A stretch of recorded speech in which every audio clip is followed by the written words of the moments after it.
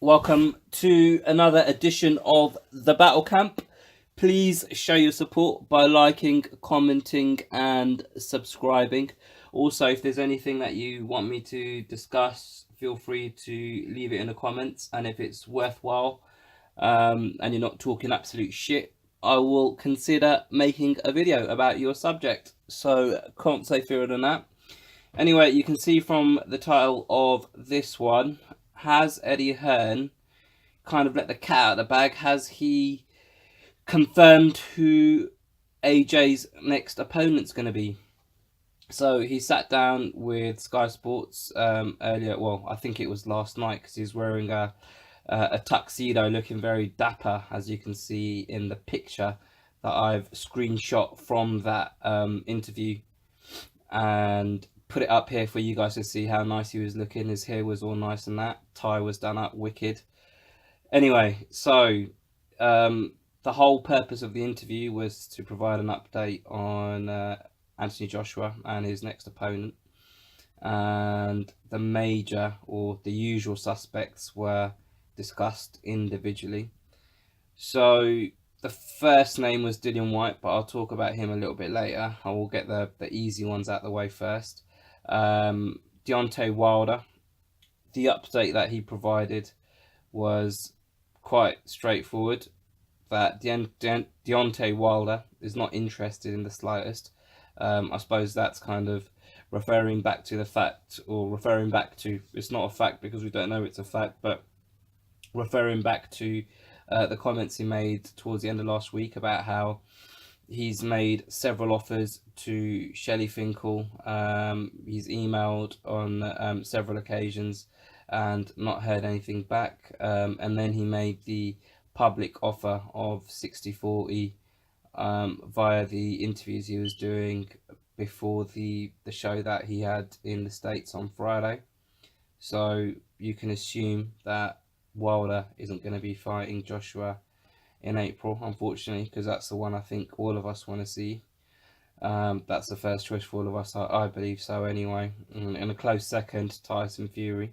So this one is a little bit more positive. He said he's interested but wants 50-50. But then he blatantly said that's not happening. He said that the 50-50 split with Fury isn't happening. We're not trying to be greedy. We just know our value, etc., etc. I'm phrasing there because he didn't actually use those words. He used different words, but what those words he used meant what I just said, if that makes sense.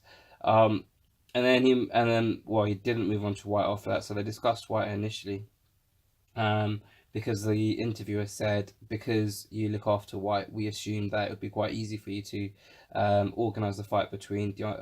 I always get Deontay Wilder and Dillian Whyte modelled up, just because the initials are the same. But the interviewer said, we thought it would be quite easy for you to organise a fight between Dillian Whyte and Anthony Joshua, given that you look after them both. And what Eddie Hearn responded to that was, we made Whyte an initial offer, which he wasn't happy with, which we all know about. He's been made another offer, which I think is a fair offer, but Dillian Whyte has his beliefs on what his value is and what he brings to the table, which I suppose it's a fair kind of position for both of them to take, because it's a negotiation at the end of the day. And another thing that he said was, if you're offered a job, you need to be happy with the package you're getting.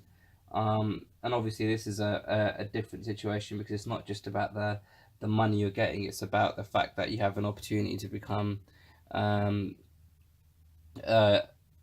unified world champion. And if you do become a unified world champion, a holder of 3 belts, then that kind of gives you a position of power within the division.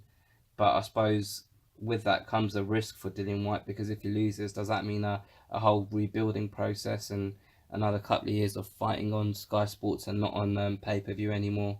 So, there is something that he stands to lose if he was to lose the fight, but that's all hypothetical. The opportunity is here in front of him now. Does he believe he's being offered enough money to warrant taking that risk? Now, the reason why I've basically well, here, let me let you in on a little secret. I haven't actually decided what I'm going to actually, the exact words I'm going to use to title this video.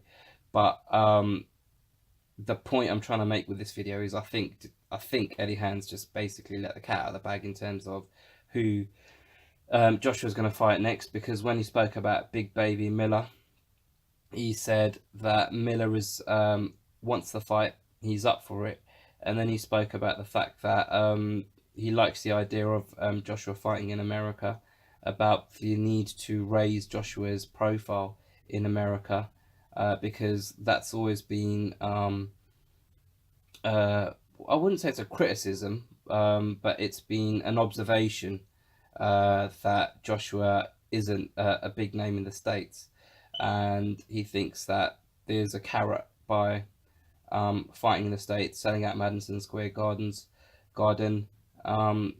that would raise the profile of AJ enough in America and show Team Wilder or the rest of the world that that AJ is a very, very big name, not only around the world but in the States as well.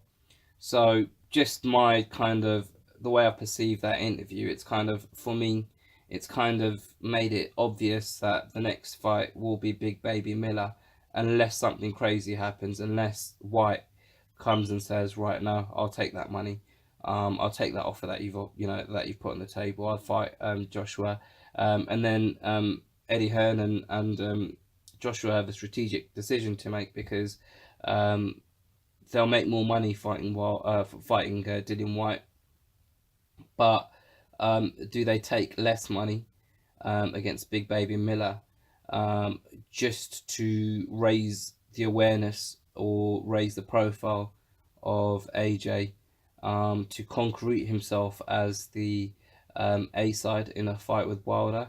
Is that a risk? Is that a risk? What if they try and fight in New York at MSG, and I think they're banking on a lot of UK fans travelling over. And I watched a video from Hatman yesterday, I think it was, and I'll put a link to that in the description, as well as the Sky Sports interview that I'm referring back to, where Hatman kind of made the observation that he felt there wouldn't be a large UK contingent following Joshua to the States. He felt that Joshua has a large UK fan base, but it's more to do with the fact that he's he's the #1 heavyweight, as opposed to him having a group of diehard fans that would follow him across land and sea. That all remains to be seen anyway. So yeah, my feeling is that that interview basically solidified the thought that Big Baby Miller is going to be the next opponent for AJ, and he will be fighting in the States. And it's disappointing, really. It's disappointing that Fury and Wilder haven't stepped up. And I think if Dillian White was made the same offer, 60-40, as Tyson Fury and Deontay Wilder had been made, I believe he'd take that fight. So where Eddie Hearn saying that Dillian White's been made a fair offer, who knows? Who knows? Because who knows what the fuck that offer was, to be honest. Yeah, so I don't know if I said earlier, but I will leave a link to this interview and the Hatman one in the description below. Have a watch. Let me know what you think. Do you think what I think in terms of Big Baby Miller is going to be the next opponent? Or do you think I'm jumping the gun? Do you think I'm talking absolute shit? Do you agree with me? Let me know. Comments, please like the video, share it with your mates, and I'll catch you next time.